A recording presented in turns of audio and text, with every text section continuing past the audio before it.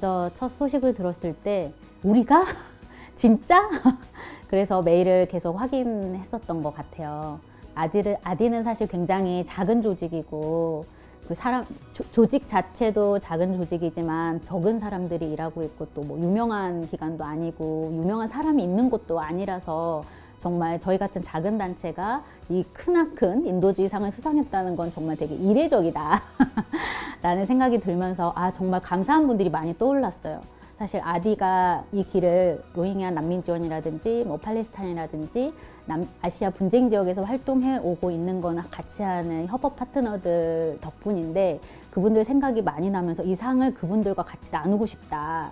진심으로 너무 감사하다는 생각이 많이 들어서 좀 많이 북받쳤었던 것 같습니다. 네, 정말 저도 현장에서 활동하는 활동가였는데 이제 한국의 데스크에서 주로 지금 활동하고 있는데 늘 저도 새로운 사업을 시작할 때거나 아니면 지금 사업을 이제 새롭게 좀 기획해야 될 때 새 신년 계획을 세울 때 되새기는 말들이 일단 현장의 소리를 잘 듣자. 그리고 내가 할 수 있는 만큼만 하자. 욕심 부리지 말자. 그리고 내가 결정했다면 정말 최선을 다하자. 그리고 현장을 책임지자. 요 5가지 좀 많이 되새겨요. 조금 뜬금없는 소리일 수도 있지만 이제 NGO들도 어떤 표면적인 문제를 이슈의 표면적인 문제를 대응하는 것보다는 이슈가 발생되지 않도록 하는 거 그리고 그 이슈를 좀 해결해 나가도록 하는 것과 더불어서 인도주의 활동을 해야 되겠구나라는 생각들을 좀 많이 하거든요. 그래서 우리 NGO들이 좀 옹호 활동도 많이 하고 그 인권 기록과 관련한 것들에 대한 관심도 좀 가져주시면 더 좋겠다라는 생각을 해봅니다.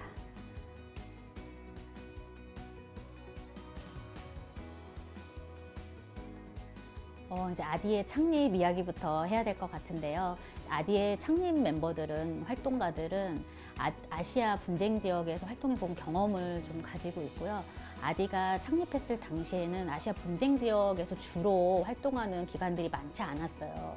이제 분쟁이라는 것 자체가 이제 뭐 정치, 문화, 뭐 경제 여러 가지 것들이 이제 맞물려서 발생되는 것들이기 때문에 사실 좀 골치 아픈 문제들이라서 이제 다가가기가 쉽지 않다 보니까 특히나 이제 NGO들이 하기가 쉽지 않았었어서 이제 저희는 이 사각지대에 뭐 아시아 분쟁 지역의 피해 생존자들이 정말 인권 침해 당한 사실들을 목격하고 이것에 대한 좀 지원이 필요하겠다라는 생각들을 하면서 이제 단체 창립을 좀 꿈꾸면서 사실은 이제 아디의 길을 걷게 됐는데요. 아시아 분쟁 지역을 다니다 보니까 그 지역에서 사람들의 뭐 먹고 자고 입고 하는 것들에 대한 지원들은 사실 UN 기관이나 국제기구들 또 한국의 수많은 기관들이 너무너무 잘하고 계셨던 것이고요.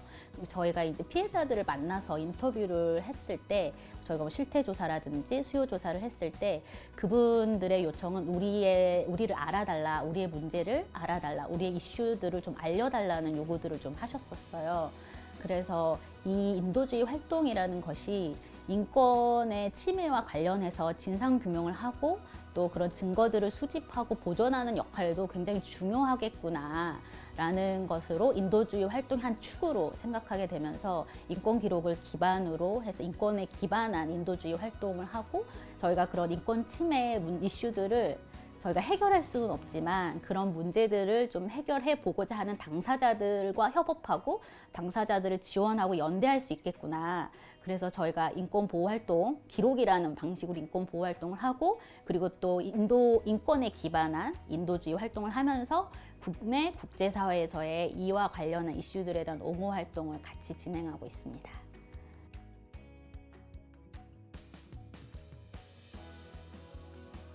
네, 저희가 이 로힝야 난민 여성들과의 사업을 2018년부터 시작해서 지금 올해 6년차 진행하고 있는데요. 저희가 아시아 분쟁 지역, 특히 이제 제노사이드 트라우마 치유 프로젝트라는 이름으로 이 로힝야 난민 여성 회복 역량 강화 사업을 시작하게 됐는데 로힝야 난민 여성들의 그 집단 학살이라는 굉장히 잔혹한 폭력을 경험한 사람들의 트라우마를 치유할 수 있는 방법들이 정말 쉽지 않았어요. 특히 이방인으로서.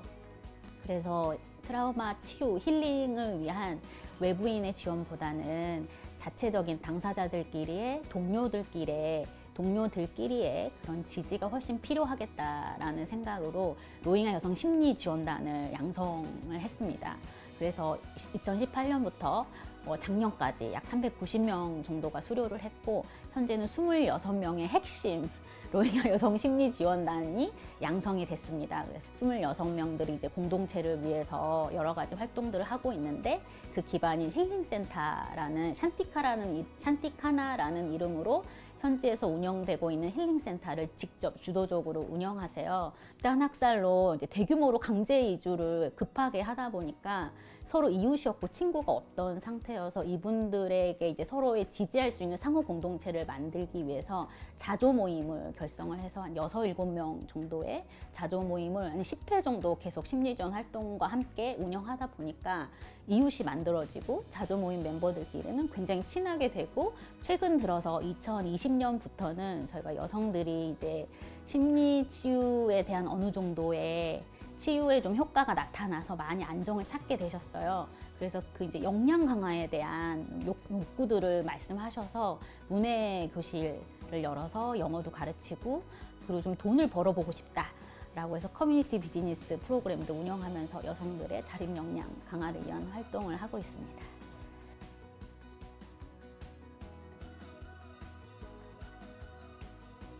저는 정말 인도주의 활동에 관심을 갖는 모든 사람들이 너무 소중하고 너무 대단하다는 생각이 들어요.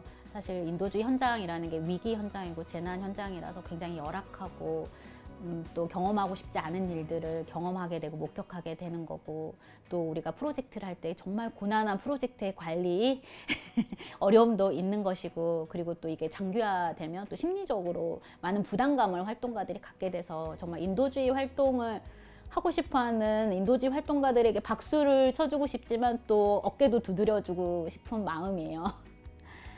인도주의 활동을 하는 활동가들에게 제가 같이 공유드리고 싶은 거는, 나의 자리를 좀 잘 아는 사람이 됐으면 좋겠다. 내가 어디에 위치해 있는지를 늘 현장의 피해자들, 현장의 생존자들, 그리고 한국에서, 그리고 또 어딘가의 국제 현장에서 정말 나의 위치라는 거, 내가 다른 사람들의 관계 속에서 어디에 위치해 있는지를 잘 성찰하면서 나를 돌아보고, 또 그게 나를 돌아보는 것이 이분들의 그냥 피해자들의 어떤 삶이 아니라 이분들의 삶이 곧 나의 삶이고 우리의 삶이라는 그런 연결된 의식들을 좀 갖는 거. 저는 그러니까 NGO 활동가, 특히 인도주의 활동가는 어떤 중간자적인 역할이라고 생각해요. 현장과 그리고 한국의 후원자들을 연결하는 그 중간자적인 브릿지 역할을 한다고 생각하는데요. 물론 분쟁 현장에는, 재난 현장에는, 인도주의 위기의 현장에는 활동가들이 나가서 현장에서 대면해서 활동을 하지만, 이 현장의 활동가들이 활동할 수 있게 그 뒷배가 되어주시는 분들이 후원자시잖아요. 현장에 보이는 사람은 활동가들이지만 그 활동가들이 길을 만드는데 계속 같이 길을 만들어 주시는 분, 그리고 그 만든 길을 계속 같이 갈 수 있게 해주시는 분들이 후원자, 그리고 그 현장에 대한 관심을 잊지 않도록 늘 같이 지지하고 응원해 주는 분들이 후원자 분들이라고 생각합니다. 그리고 이분들이 지금의 우리의 일상, 평범한 일상을 잘 꾸려나가 주시기 때문에 이 위기에 있는, 인도주의 위기에 있는 분들 또한 그분들의 삶을 잘 회복할 수 있을 거라는 생각이 들어서, 이분들이야말로 진정히 인도주의 활동을 하는 사람들이다. 후원자분들이야말로 인도주의 활동을 다른 방식으로 정말 정성으로 하시고 계시는 분이라는 생각이 많이 들고요. 아마 인도주의 위기 현장에 계시는 분들도 이 후원자분들의 존재가 있어서 더욱 마음이 든든하지 않을까 생각이 듭니다.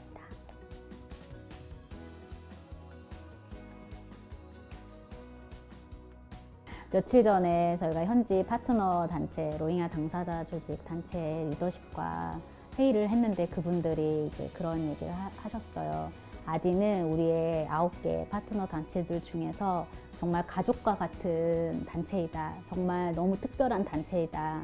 그동안 노고에 서로 감사를 하면서 회의를 마쳤는데, 저희는 그런 단체이고 싶어요. 한국에서 좀 파워를 가진 그런 기관이 아니라 친구 같은 기관, 가족 같은 기관, 편안한 기관, 그리고 같이 성장할 수 있는 기관으로 현지 사람들이, 현지 단체가 저희를 받아들여 주시면 정말 좀 감사하겠다라는 생각이 들었고요.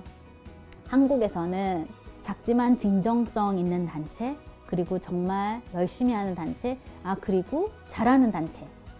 정말 잘하고 싶고요. 잘하고 싶고 잘하는 단체로 남고 싶습니다.